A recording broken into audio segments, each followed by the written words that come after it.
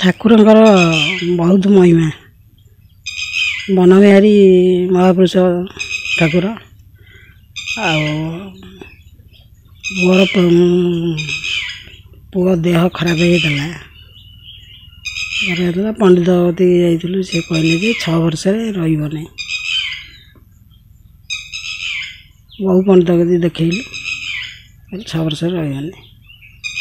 ତାପରେ ମୁଁ ଆସି ଠାକୁରଙ୍କ କତିରେ ତ୍ରାହି ପାଇଲି। ତ୍ରାହି ପଡ଼ିବା ପରେ 5 ଦିନ ବେଳକୁ ସ୍ୱପ୍ନାଗତ ହେଲେ ଠାକୁର ନିଜେ ମୋ ପାଖରେ ବସିଛନ୍ତି। ମୋତେ କହିଲେ, ଆଉ ତୁ ଉଠୁ, ପୁଅ ଦେହ ଭଲ ହେଇଯିବ, ଆଉ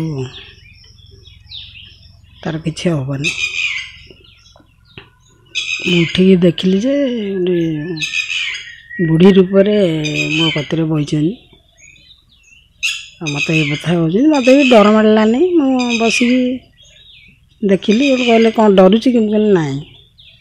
ନା ହଉ ଯାଅ, ଗାଧେଇ ଆସ, ଘରକୁ ଯିବ, ମୁଁ ଛାଡ଼ିଦେଇ ଆସିବି।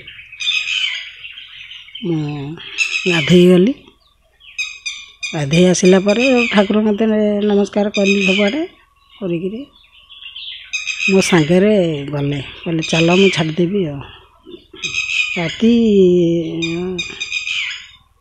3:30 ପରେ ଆଉ ମୋ ସାଙ୍ଗରେ ଗଲେ। ଆମ ଘର ପାଖରେ ଗୋଟିଏ ଅଛି ଖୁଣ୍ଟ, ଇଲେକ୍ଟ୍ରିକ୍ ଖୁଣ୍ଟ। ସେଇଠି ଯାଇ କହିଲେ, ଆଉ ତମ ଘରଟା କେଉଁଠି? ମୁଁ କହିଲି, ଏଇ ଘରଟା। ଆଉ ଦେଖେଇ ଦେଇଛି। ଆଉ ଦେଖେଇ ଦେଲା ପରେ ଆଉ ଦେଖିଲା ବେଳକୁ କେହି ନାହାନ୍ତି। ମୁଁ ପଛକୁ ଦେଖିଲି, କେହି ନାହାନ୍ତି। ଆଉ ମୁଁ ସେଇଠି ପଡ଼ିଗଲି। ପଡ଼ିକିରି ସେଇଠି ରହିଛି। ଆମ ଶାଶୁ ବାହାରକୁ ଉଠିଥିଲେ। ଦେଖିଲେ ଯେ କ'ଣଟେ ଏଇଠି ପଡ଼ିଛି। ଦେଖିଲା ବେଳକୁ ମୁଁ ଶୋଇଛି, ପଡ଼ିଛି ସେଇଠି। ମୋତେ ସେଇଠୁ ଡକାଡକି କରି ଉଠେଇଲେ, ପାଣି ଫାଣି ଆଣି ଛଟାଛଟି କଲେ, ନେଇକିରି ଗଲେ ଘରକୁ।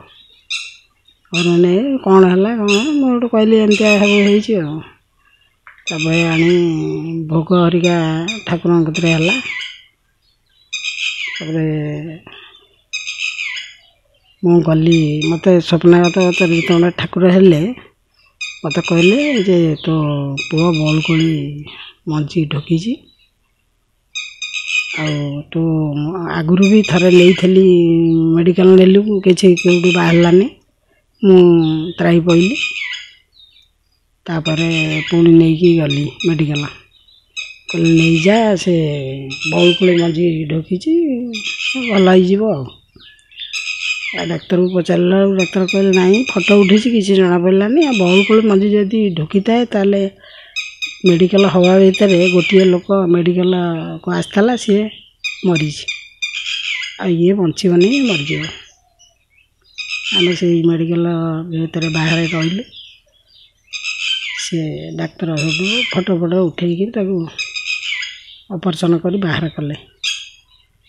ବାହାର କରି ଏବେ ପୁଅ 6 ବର୍ଷରେ ହେଇଥିଲା ଏଭଳି। ଏବେ ପୁଅକୁ 40 ବର୍ଷ ହେଲାଣି। ଭଲ ସବୁ। ଆଉ